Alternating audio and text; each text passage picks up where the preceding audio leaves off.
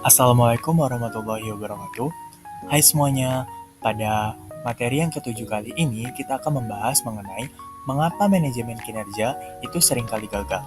Sebelumnya, saya ingin berterima kasih kepada dosen pengampu mata kuliah manajemen kinerja, Ibu Dr. Sri Rosita SEMM. Perkenalkan, nama saya Irfan Tristiawan dengan NIM C1B023138 dari kelas R002 dari Prodi Manajemen dengan mata kuliah Manajemen Kinerja. Fenomena gagalnya sistem kinerja.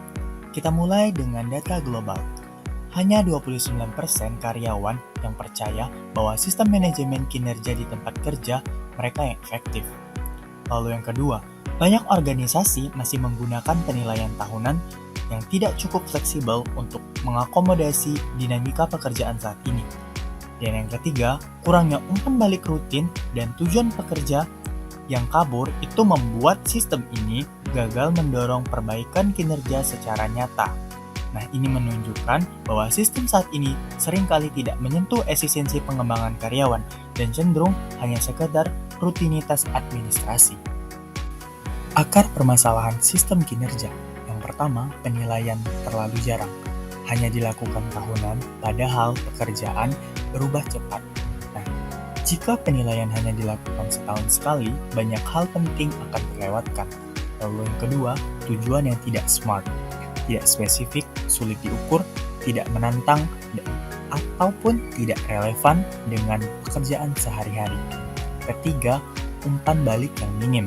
Nah, karyawan ini jarang tahu apakah mereka ini di jalur yang benar. Bahkan, kadang hanya muncul saat pemilihan tahunan saja. Lalu yang keempat itu penilaian yang sering bias. Nah, efek halo itu mereka tuh hanya menilai satu aspek bagus. Jadi, semua dinilai bagus ataupun bias terkini. Itu menilai hanya kejadian terakhir. Itu berdasarkan suka ataupun tidak suka. Dan yang terakhir ini, minim dialog karir.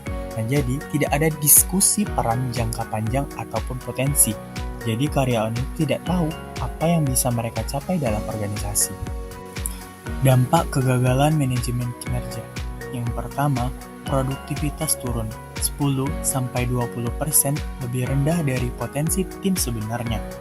Tanpa arah dan umpan balik, karyawan tidak tahu apakah mereka ini bekerja dengan benar.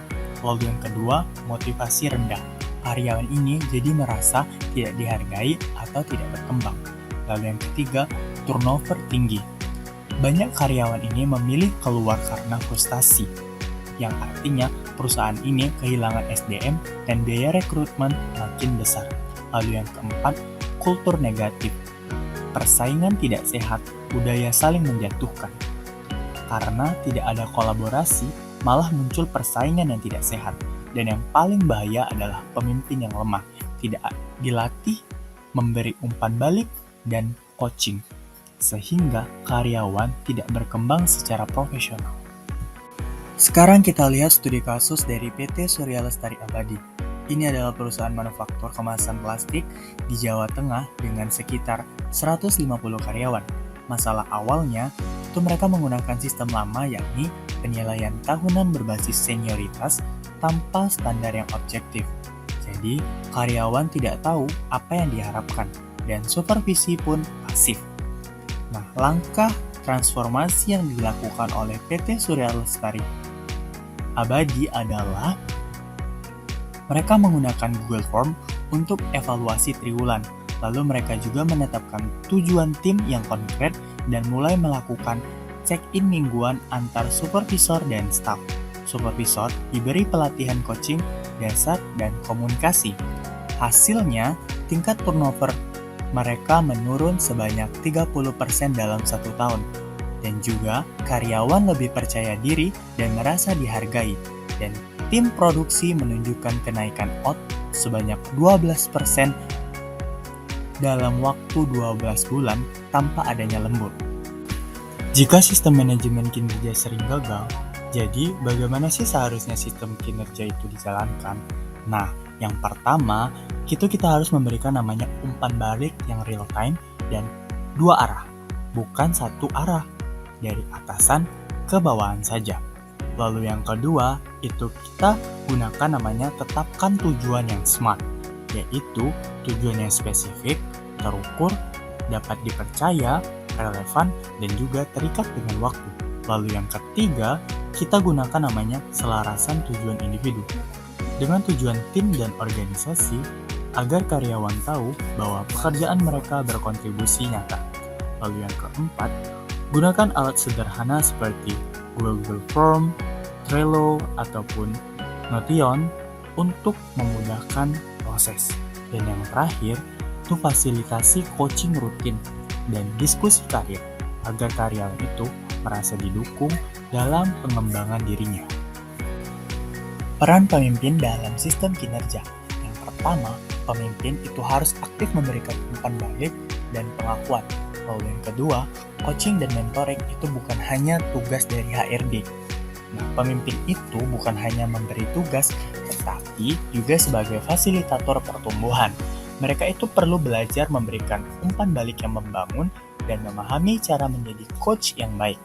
Salah satu contohnya dari PT Surya Lestari tadi, jadi supervisor itu dilatih untuk menerapkan coaching style leadership, sehingga pendekatan mereka itu menjadi lebih sportif, bukan otoritatif saja.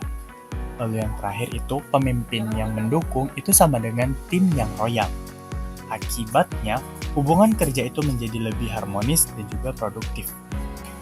Kesimpulan dari materi kali ini adalah manajemen kinerja gagal hanya jadi formalitas. Evaluasi harus jadi proses berkelanjutan, bukan penilaian tahunan. Dengan feedback yang tepat dan tujuan yang jelas, karyawan bisa berkembang.